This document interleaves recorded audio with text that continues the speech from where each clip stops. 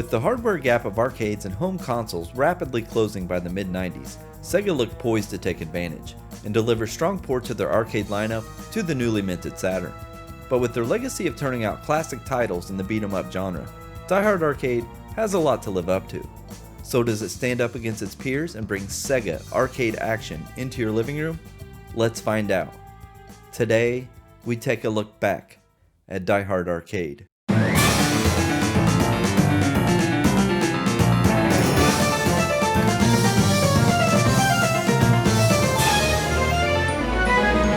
Die Hard Arcade was developed by Sega AM1 and the Sega Technical Institute, and was published by Sega in March of 1997, about 6 months after the game first hit arcades.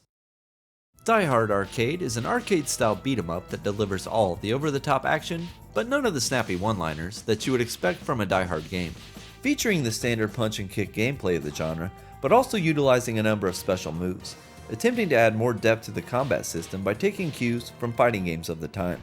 With such a wide assortment of grapples and throws that you're liable to accidentally unleash a new move with every playthrough. But aside from that, the game differentiates itself by placing a large emphasis on weapons-based combat. Each stage is littered with items and weapons that play a key role in combating the game's arcade-level difficulty. These range from standard melee items such as brooms, pipes, or axes, to throwable objects, and of course guns, highlighted by a missile launcher and an absurd anti-tank rifle that blows away anything in its path. Heck, you can even combine a lighter and a spray paint can to unleash a mini flamethrower. Yippee-ki-yay.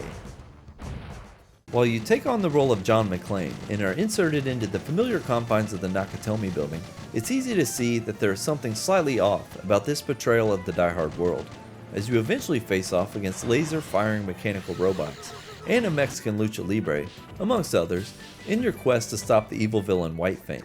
Hans Gruber, he is not. Where is the president's daughter? Although largely inspired by the first film, the game was well into development before officially acquiring the Die Hard license, being released as Dynamite Decca in Japan with no affiliation to the Die Hard franchise, which could explain some of the rather odd character and design choices that were implemented. Graphically, Die Hard Arcade stands toe-to-toe with its arcade counterpart, and is a near-perfect home conversion, being one of the first beat-em-ups to use texture-mapped 3D polygon graphics, backed by solid character animations and a smooth frame rate throughout. While the beat-em-up genre had largely fallen out of favor by the late 90s, Die Hard Arcade attempts to take the tried-and-true gameplay of its predecessors and evolve the brawler into the 32-bit era, with a deeper weapons pool and combat system, adding visual flair and all the window dressing available from the Saturn hardware. So let's fire up the game and see what it's like to play. When you hear 3D graphics, you might expect full 360-degree range of movement and attacks, but Die Hard Arcade sticks to the standard beat-em-up gameplay design, with attacks limited to the left and right of your character. You know the drill. The combat has an over-exaggerated, almost comical feel, with characters ragdolling upon contact, and reminds me of the physics in Sega's own Virtua Fighter. While the jumps are floaty, the movement speed and pace of action is done well, and helps set a more fun and lighthearted tone. Somewhat surprisingly, the game uses just 3 of the Saturn's available buttons, with A, B, and C buttons acting as your punch, kick, and jump respectively. Though the game has a wide variety of combos and special moves, you don't need to master them in order to jump in and have a good time. And I only started to explore them after multiple playthroughs. Most of the moves are included in the manual, but they're pretty simple and you can easily discover them on your own. One area where the game attempts to break the mold is that instead of fighting your way through a gradually scrolling environment, you battle waves of enemies on each location or screen, with a transition sequence placed between each, a design choice meant to lessen the downtime and the perceived boring aspect of simply walking towards the next bit of action. In its place, you are treated with cutscenes that attempt to flesh out the game's story and provide a bit more narrative.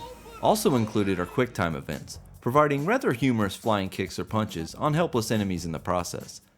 Let's see that in an instant replay. Other QTEs require you to quickly move in the right direction, and although the complexity ramps up slightly by later levels, I never found them overly difficult to pull off in time. Failing a QTE will lead to taking damage or additional enemy encounters, a steep penalty when you factor in that Die Hard Arcade is a difficult and challenging game. Although ported to home consoles, this is still an arcade game designed to take your quarters. Damage can quickly snowball, and falling victim to a single combo or string of attacks will easily drain your health and cost you a valuable credit. You will die a lot.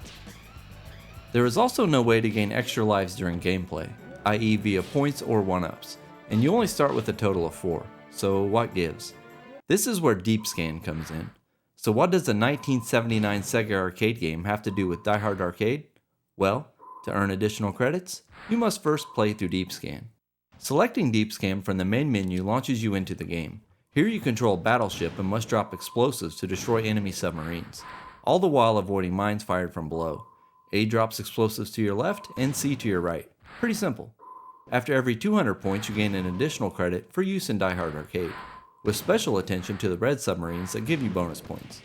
While a novel idea, I can't help but feel this is a lazy way to lessen the burden of transitioning the game to the home market. Ultimately, you would like to beat the game on starting credits, but this is a tall task, and most players will require a short playthrough of Deep Scan before fully jumping into Die Hard Arcade itself. The game's story lays its groundwork in the manual but is presented in rather disjointed cutscenes between play. Loosely based on the first Die Hard film, a terrorist known as White Fang has occupied the Nakatomi building in an attempt to steal $600 million worth of bonds that are kept in the building's safe. In the process, he has taken the daughter of the Nakatomi Corporation hostage. You take on the role of John McClane, plus LAPD officer Chris Thompson in 2-player mode, to infiltrate the building and rescue the president's daughter. The environments are what you would expect from a city skyscraper, fighting in parking garages, lobbies, and bathrooms as you fight your way through White Fang's rogue band of terrorists, and the local fire department for some reason. Many levels also contain interactive elements to give each their own unique spin. What isn't unique between stages is the sheer amount of items available, with so many littering the floor that it actually becomes a problem due to the punch button being the same that picks them up, a limitation that is carried over from the arcade original. As for the items, the handgun is one of the most valuable, being the sole weapon that you can carry between levels, and with extra magazines able to be picked up and stored. The pistol also allows you to arrest enemies by initiating a grapple from behind, saving both time and health to quickly neutralize standard enemy thugs. A very important strategy to master to beat the game on starting credits. In your quest through the Nakatomi building, you face a number of boss characters, including a difficult duo of mechanical laser-firing robots that is one of the game's hardest encounters. Jocko, who appears to be some sort of wrestler, and a firefighter who happens to be one beast of a unit, each having more health and unique attacks from the standard enemies. They also highlight the tenuous connection the game has to Die Hard itself. Eventually you make it to the president's office and are confronted with the final boss, White Fang. Conveniently, a set of golf clubs are available as you prepare to square off against the martial arts master. Besides its hard-hitting moves, the room also has wall panels that must be avoided, an added twist that only adds to the encounter's difficulty. One saving grace is that every time you continue, a handgun is made available. After defeating White Fang, he is somehow able to grab the president's daughter and retreat to the building's roof, setting up the second stage of the fight. He now possesses an arsenal of knives and adds projectile attacks, with a nice visual touch of the knives actually sticking into McClane's body for a short time. Defeat White Fang again, and you're treated to this short clip. Thank you! However, if you beat the game in 2-player mode, each character squares off to determine which will go on to be your bodyguard. A fun addition to cap off the game, a la Double Dragon. After a short cutscene, you are then whisked away from the Nakatomi building and are shown the end credits. Game complete.